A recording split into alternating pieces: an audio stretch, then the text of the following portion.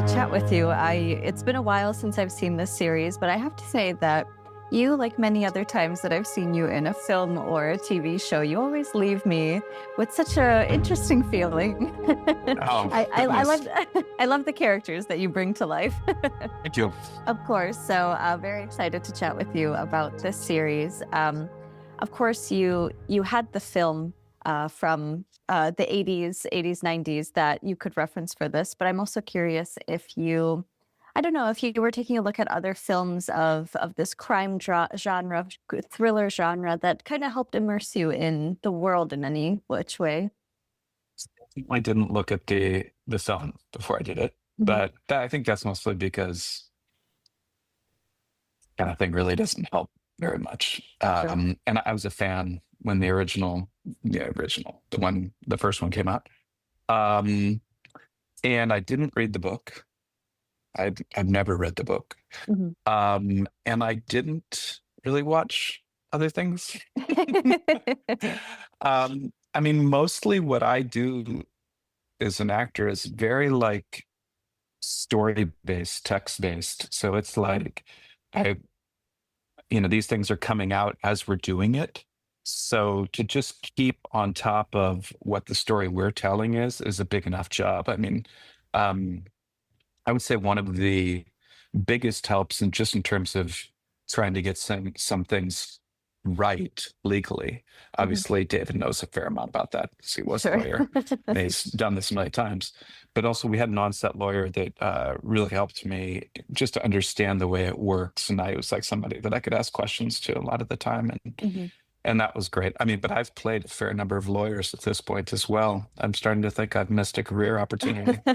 I was gonna say maybe you could, as the side job, just start getting go to the bar exam, see what Always, happens. always prosecution too, which actually I feel very comfortable playing the prosecution. I think it's a pretty noble thing, a good prosecutor. Yes, the defense attorney. Little questionable with that one. Well, the thing is, when you play the prosecution, your job is just to tell the most reasonable story, Mhm, right? The one that seems like the right story. And mhm. then if you're the defense, it's just to screw up the other person's story. You don't have to tell your own story. You just say, blah. I He's throw wrong. mud at that. I throw They don't mud know at what they're that talking part. about. Oh, you said it was 12:26. It looks like it was 12:30. And you're like, oh, the whole story's messed up. It's so interesting whenever we get to dive into like a film, TV show set in the court system, legal system, anywhere in the world. I mean, I think a lot of people, when they saw Anatomy of a Fall, for example, and they just saw how theatrical it appeared that a French legal system could be, uh, Yes. you kind of forget that, of course, other countries, they have different ways of doing the legal justice system. But this show too, I mean, it just shows that a lot of emotions can fly out at any given moment. Well, it would be extremely unusual to have this set of circumstance in a US court because I would be disqualified For from sure. prosecuting the case For because sure. of my relationship to the person. But some of the legal entanglements that we have going on here are for the purposes of storytelling as well. And I think that that's, the story is not cinema verite in terms of the legal system. It's really a good thriller is what it's setting up to be. Yes, it needs a little pizzazz.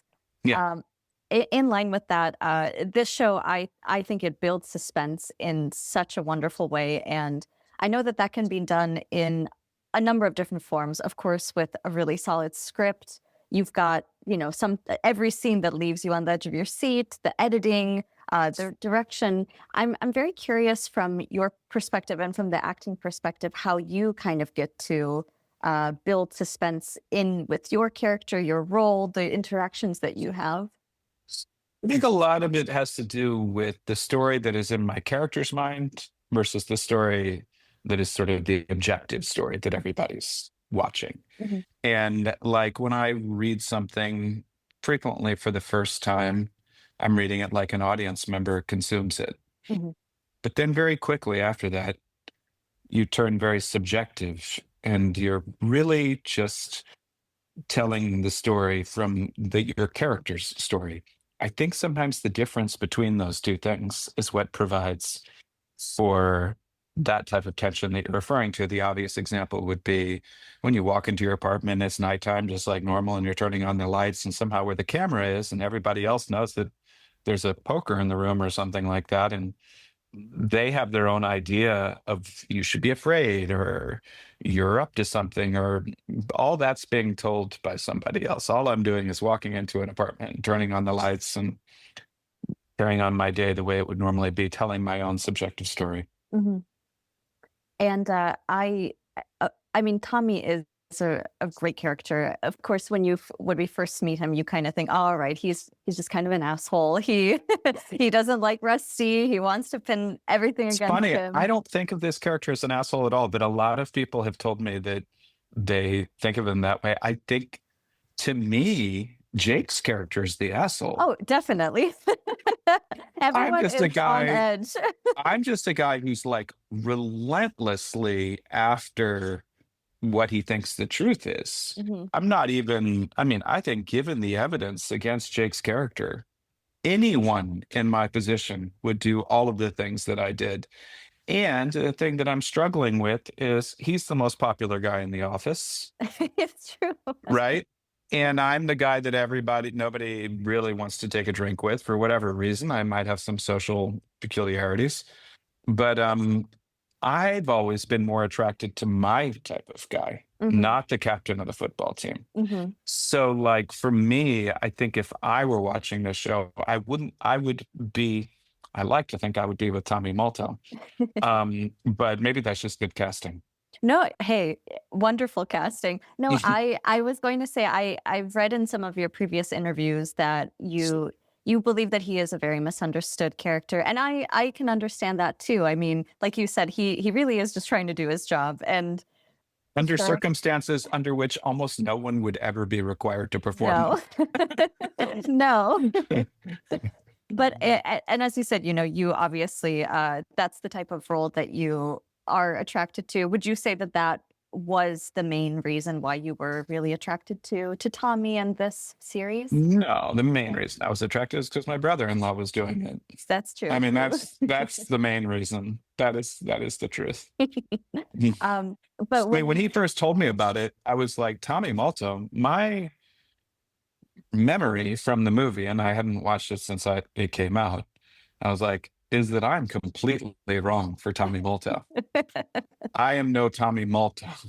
I mean, it just felt like ludicrous to me. But, I feel like in a lot of ways, and this is something that David really does, he creates things on the fly, which is what you do in television. So I remember showing up at the costume fitting and I said, I feel like maybe this guy would wear a bolo tie sometime. why not? And everybody was like, is this crazy? No, we have to find out a way to tell him no. And it was like a whole deal. I got phone calls after that costume fitting. It was my first bad step.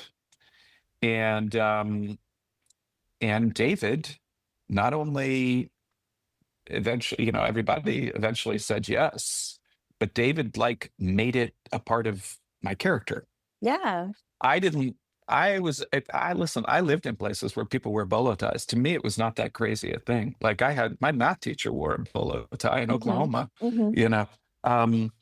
So that's the kind of thing. They end up writing the part around you. Hmm. I used to live in Chicago, so I've seen a bolo tie in the area, so it's not too crazy for me either. In fact, it would be weird if Tommy wasn't wearing a bolo tie, I think, after one point. Yeah, exactly. But in general, do you feel protective of, those types of characters that are misunderstood, that are a little ambiguous when they are out in the world? As you said, like so many people have commented and saying he's a bad guy, we don't like Tommy. Yeah, I mean, feel- I don't play them. I've had times that I've played people that I just couldn't find a way to respect, Mm. and that is no fun. But most of the time, the reason I've accepted a role is that I think that this is a particular character that needs to be fleshed out and seen and witnessed, and Mhm. somehow that's an important thing to do. Mhm. Even down to thinking about a character that would be an extreme example the other way, like the guy I played in Boys Don't Cry. John Lauder. He was on death row Mhm. for rape and murder. And he had wanted Christian Slater to play him because he had seen Pump Up the Volume. And he was disappointed when they cast a no-name Mm. actor to play me. And but then I started like learning about him and stuff. And yeah, I think he belonged in jail. He was all the things he did were horrible. But you piece together someone's life, and I think it's my job to, in some ways, say like we're given a turn this way or a turn that way or a bad family member that fucked you up or whatever experience you went through there, but for the grace of God, we could all have made a different choice in our lives and end up in a place like John Lauder. Right. John Lauder also had going against him a very low IQ, and he was with somebody that was manipulating him. And so, all of those things, they're not excuses, but they're a way to understand that the things that we would rather not try to understand in our lives. And I think it's better to lift up the blanket and look underneath than pretend it's not there. Right. There's a reason why psychologists talk about nature versus nurture and so many different factors that can It's both, I'm sure. change someone's life. And if you do this, go this direction, this happens. This direction, that happens. Yeah, exactly. Who knows with Tommy Molto? He didn't end up so bad. I mean, the guy's just like living alone with his cat. He's not causing any problems. That sounds fine to me too. He maybe flirts sometimes and doesn't know what he's doing and fails, and it's his loss. He's not like he demands, that's a different type of person. Yes. You must go on a date with me. That's not Tommy Molto. No. Of course, you mentioned working with Jake on this series. Is that ever, very strange when you kind of step back and you're like, I'm saying really nasty things to someone who I really care about? We enjoy it. I mean, I've acted with Jake in a number of things, actually. I mean, back to Jarhead. And I've acted with my wife a number of times. I've even acted for my mother-in-law who directed a movie. I mean, I guess if a relative comes and asks me to work with them on something, I'm always, I mean, not just a relative, but somebody that I'm close with. I try to get close with people that I'm working with on some level, not like a family member, but I don't act well unless I feel like supported.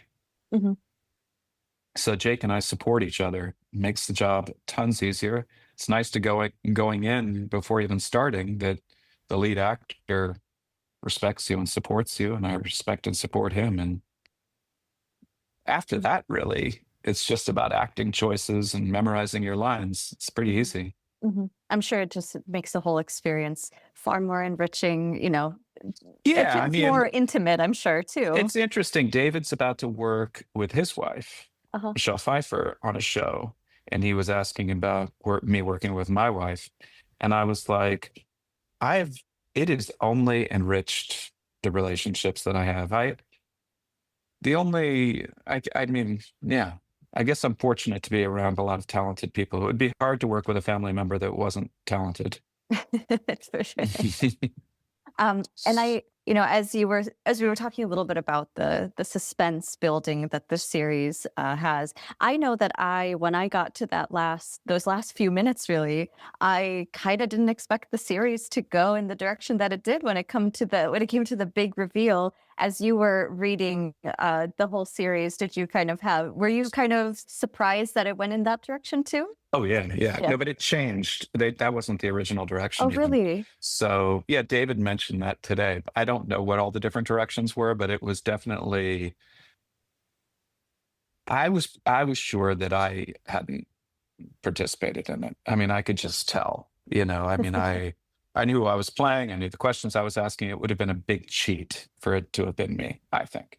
Yeah. So, I certainly never considered who it was. But yeah, it was a surprise. I only learned about it when I got the episode. Actually, I learned about it maybe on episode 7. Oh, okay. Yeah, I think somebody told me. And then I'm sure you're just like, now I have to go back in my mind, figure out how that happened. I was like, how's that going to work? I Um, don't know at what point she knew, oh yeah, that's true. you know. She seems innocent the entire time. I will not spoil it for anyone who doesn't know, but Yeah. and I suppose with my final question that I have for you, I know that you most likely will not be returning for the future season of this series. I know it's probably a whole different story. But is there anything that you would love to see this series cover? Any type of case, drama, anything like that that intrigues you personally when it comes to crime thrillers? Would be interested if it were getting into like a different class of people, Mhm. either richer or poorer, different socioeconomic everything. Mhm. It would be kind of cool. Mhm. I frequently think that I think that a lot of television concentrates on the same classes of people, and we have shows that are about billionaires, a lot of shows that are about sort of middle class people, and Mhm. very few shows that are not just about the issue of class. Like usually if somebody is from a class of people where they're going hand to mouth and paying rent and buying groceries and looking at the unit price as they're buying them, Right. that's what the show is about. Mhm. I would love it if it was that class of people, and that was not what the show was about. That's just Right. the class of people that they were. Right. That's just one aspect of a very Just big one whole life. aspect. Exactly. Absolutely. I would. Because even people from that class have affairs and do things and get caught up in all sorts of stuff. So, Humans are a little messy sometimes. Yeah, they are. Well, Peter, I know my time is up with you, but I just want to thank you so very much for this lovely conversation. It was such a pleasure Thank you. talking to you. Thank you. I'm glad you like the course. show. Thank you so much, and looking Yeah. forward to see whatever you're in next. I know The Bride is coming up, so I'm very excited for that. Neuromancer, which I'm doing now for Apple TV, and then I'm doing a film called Erosion in Switzerland in the fall, and then Maggie's movie comes out next year. Oh, very excited for it. Yeah. All right. Thank you so much. Have a wonderful day. Yep. Bye. Bye.